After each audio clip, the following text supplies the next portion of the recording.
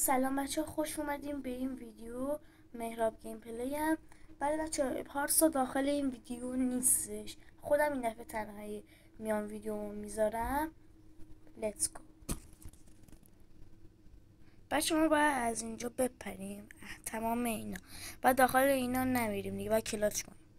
اصلا این دفعه کلاچ نمی کنیم، باید بپریم ببینیم میتونیم روی این بلاک ها زنده بمونیم یا نه. من همش میگم کلاچ کردن.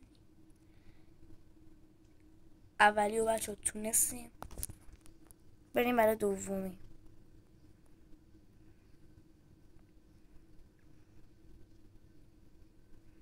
بچه حتما سابسکرایب کنین، زنگوله فعال کنین تا بتونم ویدیوهای براتون بیشتری بذارم. بچه یه دونه قلب با یه نصف از جونمون رفت.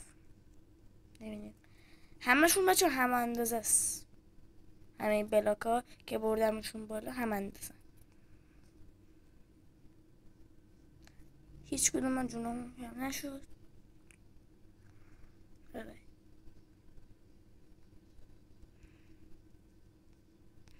ببینید بچه ها، به حال بریم اینجا.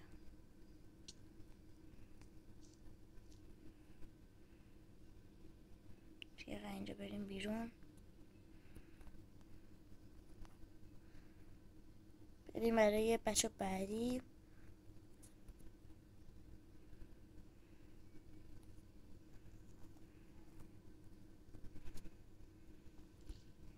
زنده موندیم بچه. بعدا میایم ویدیوهای بیشتری هم میذارم، در مثلا برای چیز دیگه، مثلا تخت و این چیزا هم بهش اضافه میکنم.